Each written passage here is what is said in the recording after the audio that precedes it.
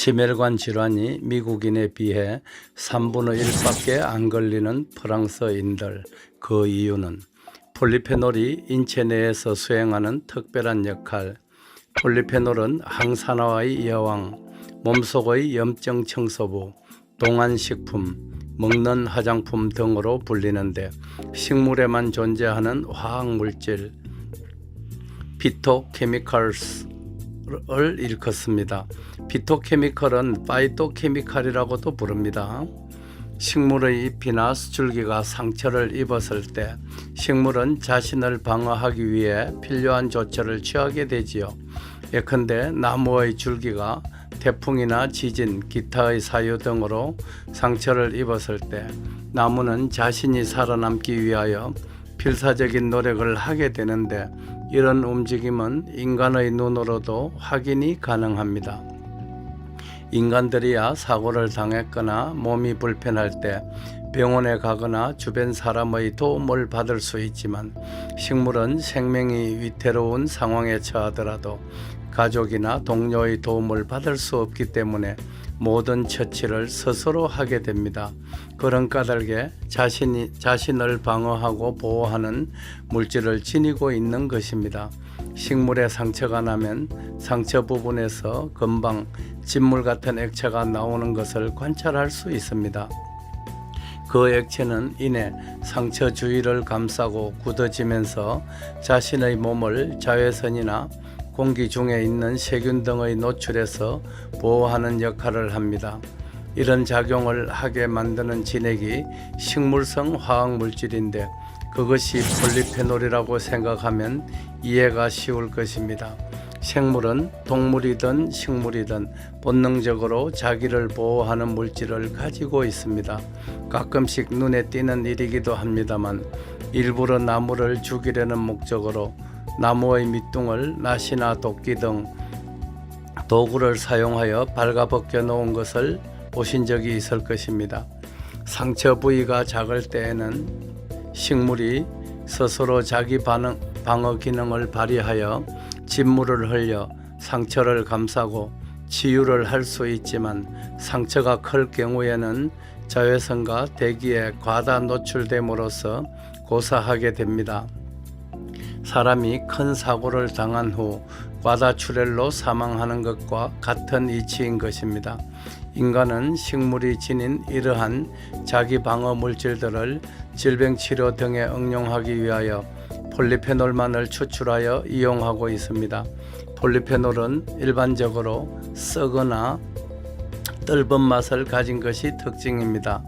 옛날 어른들 말씀에 썬바퀴나 민들레 등 쓴맛이 나는 나무를 두고 몸에 좋은 약이 된다고 했던 것은 이미 오랜 경험으로 체득한 결과여설이라는 생각이 듭니다. 이 대목에서 떫다는 의미를 지닌 삽이라는 한자를 유심히 연구해 볼 필요가 있는데 이 글자를 파자는 글자를 이렇게 깨어서 분해해 본다는 그런 뜻입니다. 파자해서 본다면 의미가 매우 심장합니다. 좌측에 삼수, 즉 물이라는 뜻이죠. 변을 두고 칼날을 얹은 후 그 아래에 그치다라는 지자를 가진 뜻을 글자를 바쳤습니다. 그것도 반복해서 2번씩이나 강조를 했지요. 그것은 그러니까 물, 액체 상태인 폴리페놀을 의미하는데 그 칼날로 인해 생긴 상처에 통증을 멈추게 한다는 지자를 바쳤으니까 그것이 해석이 가능합니다. 그 글자가 바로 떫다는 뜻을 지닌 삽이고 폴리페놀의 성질을 그대로 나타낸 것입니다. 즉 그러니까 다르게 해석한다면 폴리페놀은 그 상처, 칼날로 인해서 생긴 상처를 그 통증을 멈추게 한다 이런 뜻이 되겠죠. 수천 년 전에 폴리페놀의 효능을 이렇게 한 글자에 완벽히 집약시킬 수 있었다는 것이 놀랍지 않습니까? 글자를 만드신 옛선인들의 지혜에 새삼 감탄을 금할 수 없습니다. 폴리페놀은 1990년대 프랑스에서부터 그 효능이 부각되기 시작했습니다. 프랑스인들은 육류 섭취가 많음에도 심혈관 질환이 미국인의 3분의 1에 불과합니다. 과학자들은 그 이유를 프랑스인들이 자주 마시는 레드와인에 함유된 폴리페놀이 인체 세포를 보호해주기 때문이라고 기정사실화하고 있습니다. 이런 현상을 두고 의학계에서는 프랑스인들의 역설 프렌치 패러독스이라는 신조어도 만들었습니다. 1992년도 세계적인 의학 학술지 란셋이라는 잡지에 프랑스인들의 와인 섭취와 심혈관 질환과의 연구 결과가 실린 후부터 폴리페놀의 연구가 활발해졌으니 폴리페놀은 겨우 30년 전부터 본격적인 연구를 시작한 셈입니다. 폴리페놀은 그 종류가 많습니다. 문헌에 따라서는 5,000종에서 8,000여 종을 언급하는 학자들도 있습니다. 그러나 한 가지 공통된 사항은 모든 폴리페놀이 항산화 효능과 밀접한 관계가 있다는 점입니다. 폴리페놀의 수많은 종류 중에서도 몇 가지는 특출한 효과를 보이는 것으로 평가되고 있습니다. 오늘은 우선 이름이 알려진 몇 가지 폴리페놀의 효능에 대해 알아보도록 하겠습니다. 카데킨, 탄닌의 일종으로서 항산화력이 비타민 E의 200배, 비타민 C의 100배 이상으로 알려져 있는데 체내의 노폐물을 배출시키고 집중력과 두뇌 활동을 정진시키는 폴리페놀입니다. 혈압을 안정적으로 유지시키고 혈관의 탄력성을 좋게 합니다. 그리고 체내의 산화질소를 증가시킴으로써 혈관을 깨끗하게 만드는 역할을 한다고 알려져 있습니다. 또한 카데킨은 인체의 항상성은 늘 한결같은 성질을 유지시키는 그런 것을 항상성이라고 합니다. 항상성을 유지시키는 역할도 수행합니다. 그러니까 인체에서는 체온이나 맥박, 호흡, 혈압, 혈당 지수 등 항상성을 유지해야 하는 요소들이 헤아릴 수 없을 정도로 많습니다. 안토시아닌, 포도나 자색 고구마, 블루베리 등에 많이 함유되어 있습니다.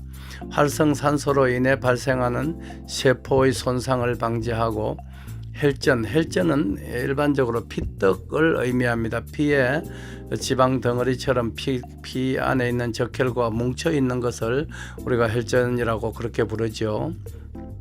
그 혈전을 풀어주며 혈액순환을 촉진시켜 심장 질환을 예방합니다. 한편으로 안토시아닌은 인지 능력을 향상시키고 뇌세포의 손상을 막아주는 중요한 역할을 합니다. 치매를 예방하고 또 치료한다는 그런 의미를 가지고 있습니다. 라스베라토롤, 심혈관을 보호하고 암세포를 사멸시킵니다. 일반적으로 카카오닙스, 아로니아, 강황을 세계 3대 항산화 식품이라고 부릅니다. 그런데 이것은 해죽순이 황금손에 의해 상용화되기 전의 일이라고 보면 될 것입니다. 해죽순에 함유된 폴리페놀 함량이 모든 식물체를 통틀어 독보적 1위인 까닭에 적어도 항산화 식품 측면에서는 궁계일학이라는 표현이 더 어울릴 듯 싶습니다. 해죽순에는 강력한 항산화 작용을 하는 총 폴리페놀이 위에 언급한 아로니아에 비해 무려 10배, 그러니까 해죽순에는 100g당 17,344mg의 폴리페놀이 함유되어 있습니다. 아로니아의 꼭 10배라고 보시면 되겠습니다. 존스 홉킨스 의대에서 조사한 바로는 인간이 걸릴 수 있는 질병의 숫자가 36,000여 가지라고 했습니다. 이 중에서 염증이 원인으로 지목되는 병이 약 90%인 32,000여 종이라는 통계가 있습니다. 그 염증은 활성산소가 일으킵니다. 활성산소를 가장 확실하게 잡아버리는 물질이 폴리페놀인 것으로 밝혀졌으니 이제 인류는 이 폴리페놀을 실생활에 잘 활용할 일만 남은 셈입니다. 해죽순은 인류를 질병의 고통에서 구하는 큰 역할을 할 것으로 확신합니다. 통풍의 아픔을 겪어보신 분들은 날카로운 칼날에 베인 듯한 통증을 느낀다고 합니다. 그 통풍 역시 요산의 과다가 원인이지만 큰 틀에서는 염증성 질환입니다. 견딜 수 없는 통증을 수반하는 통풍도 폴리페놀, 그러니까 해죽순이라고 보시면 됩니다. 폴리페놀은 즉시 잡아버립니다. 폴리페놀이라는 단어가 생기기도 전에 떫은 맛을 지닌 폴리페놀의 특성을 그대로 나타낸 삽이라는 글자를 만들어낸 선현들의 지혜에 새삼 감동을 느끼는 신새벽입니다. 폴리페놀, 그리고 지구상에서 가장 많은 폴리페놀을 함유한 해죽순을 가까이 할 수 있다는 것이 참 행복합니다. 날씨가 많이 춥습니다. 따뜻하게 데운 해죽순차 한 잔 드시고 코로나19 같은 전염병은 꿈속에서도 마주치지 마십시오. 어제도 코로나19 확진자는 7,000명에 가깝더군요. 자신을 위해서든 이웃을 위해서든 해죽순 많이 드시고 면역력을 길러서 100살까지 팔팔한 인생을 즐기시기입니다. 성냥개비 하나가 온 산을 태운다고 했습니다. 황금소는 출산강국 대한민국을 이루는 일에 인생을 걸었습니다. 감사합니다.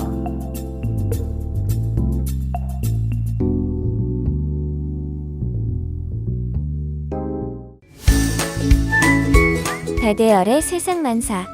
구독과 좋아요를 눌러주시면 황금소는 큰 힘을 얻습니다.